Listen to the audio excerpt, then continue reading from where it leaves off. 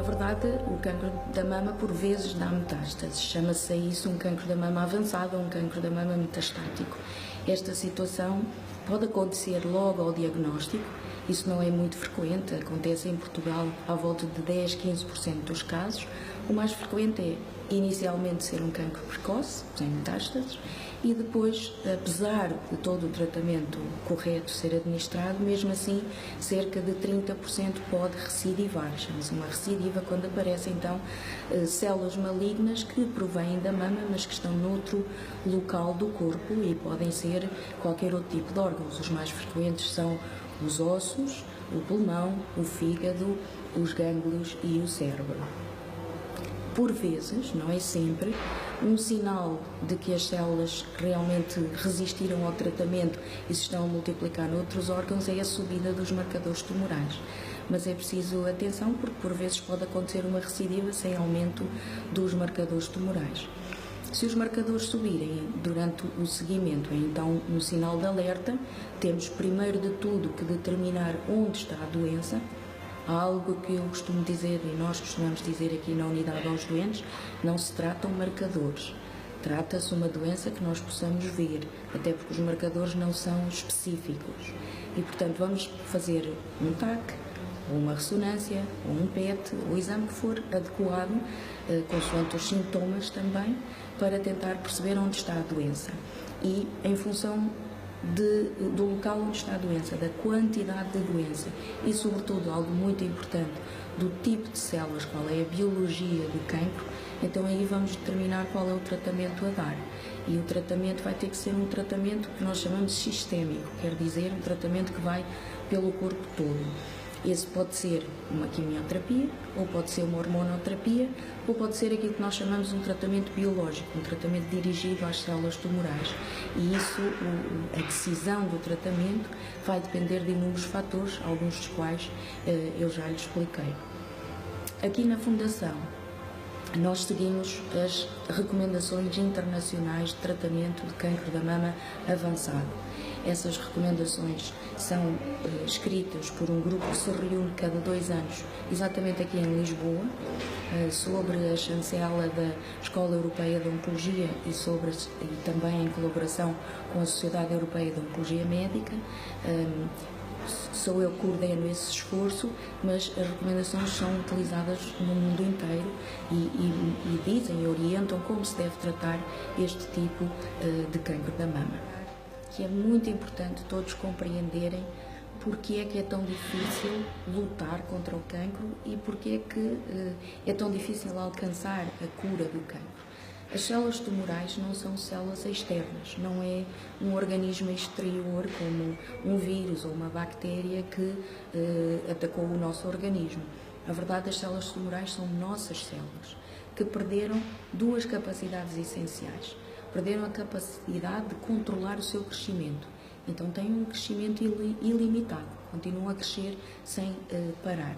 E perderam a capacidade de morrerem. Há uma coisa que se chama a morte programada.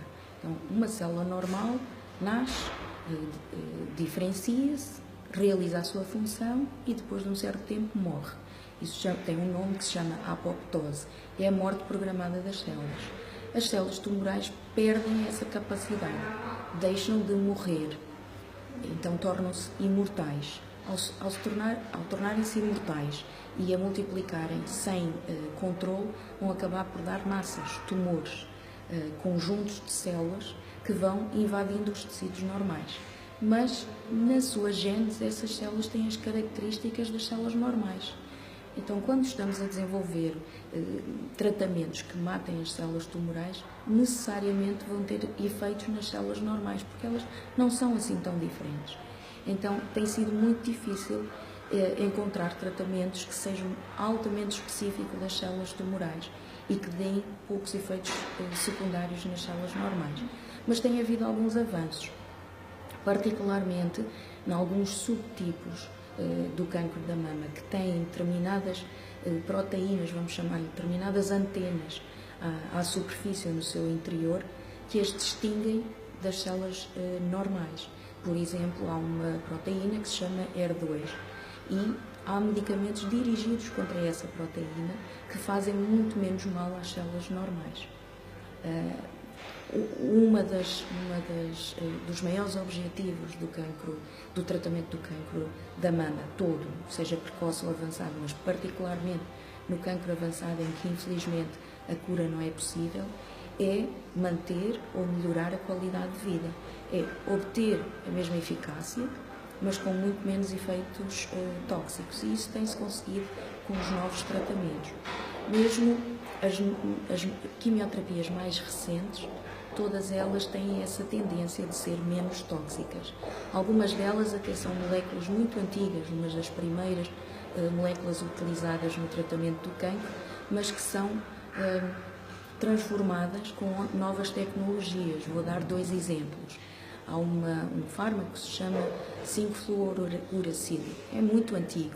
O que é que se fez há uns anos atrás? Conseguiu-se colocar esse fármaco dentro de comprimidos. Então, em vez de ter que se receber o tratamento pelas veias, com o desconforto que isso representa, podem-se tomar comprimidos. Não tem efeitos secundários? Tem, infelizmente tem, mas globalmente é bem tolerado e tem a grande vantagem de poder ser tomado em casa, só vindo às consultas de seguimento e de controle. Outro exemplo, há umas moléculas que se chamam antraciclinas. São fármacos muito potentes e muito eficazes, mas que têm um problema. Têm possibilidade de dar toxicidade cardíaca, ou seja, de fazer mal ao coração. Há uns anos o que se fez? Colocou-se essas moléculas dentro de gotículas de gordura, de liposomas. Essas gotículas de gordura fazem com que, ao ser injetado, vá diretamente para o tumor e afete muitíssimo menos o coração. Portanto, isso são 2 exemplos, há outros, de desenvolver tratamentos que mantenham a sua eficácia com menos efeitos secundários. É claro que há um outro grupo que nós chamamos de tratamento de suporte e que tem tido uma evolução tremenda nestas últimas décadas. Por exemplo, os medicamentos que temos para controlar náuseas e vômitos hoje em dia são extremamente potentes, não tem nada a ver com aquilo que acontecia há 30 anos atrás. O sofrimento associado às náuseas e vômitos, que estão muito ligadas à imagem que as pessoas têm da quimioterapia, é muito diferente hoje do que era há 30 anos. A mesma coisa em relação à diminuição das defesas, que é um efeito secundário que não se sente, mas que pode ser muito grave. Mas hoje em dia temos fatores de crescimento que estimulam a medula a produzir os glóbulos brancos e diminuem o risco de infecções. Portanto, toda essa parte de tratamentos de suporte para os sintomas induzidos pelo tratamento, também para os sintomas da própria doença, o melhor controle da dor, por exemplo, tudo isso tem ajudado a que, apesar de, como diz na sua pergunta, ser um caminho de sofrimento, porque é verdade quando temos que lutar contra uma doença, particularmente se essa for uma doença incurável, mas esse caminho de sofrimento nós tentamos que seja minorado. O cancro da mama é uma doença tradicionalmente ligada ao sexo feminino, mas é muito importante não esquecer que também pode acontecer no sexo masculino. O cancro da mama no homem representa 1% de todos os cancros da mama e representa 1% de todos os cancros no homem. É, portanto, uma doença rara. Mas existe, é uma doença rara, mas que existe, e é preciso saber onde procurar ajuda e onde se pode ser tratado de forma conveniente. As recomendações que existem a nível internacional para o tratamento do cancro da mama no homem são essencialmente feitas por extrapolação daquilo que se conhece do cancro da mama na mulher. Mas estes últimos anos têm visto um investimento a nível da investigação da biologia típica do cancro da mama no homem, tentando perceber quais são as diferenças entre esta doença quando acontece num homem ou numa mulher. Obviamente, o que se ressalta à vista é que o ambiente hormonal é diferente e, portanto, a eficácia dos tratamentos de hormonoterapia serão certamente diferentes, assim como se começa a entender o valor de um outro receptor, uma outra proteína que se chama receptor de androgénio e que também existe no cancro da mama na mulher, mas que existe numa frequência muito elevada no cancro da mama do homem. Nós, aqui na Fundação, participamos num programa que se chama o Programa Internacional de Cancro da Mama no Homem e que tem 3 partes. Está em curso a segunda parte, que é uma parte de registro, e esperamos que durante este ano comece a terceira parte, que é um ensaio clínico, um novo tratamento dirigido exatamente às características diferentes do cancro, da biologia do cancro da mama no homem, para podermos tratar de uma forma adequada estes doentes. Para terminar em relação a este assunto, só lembrar que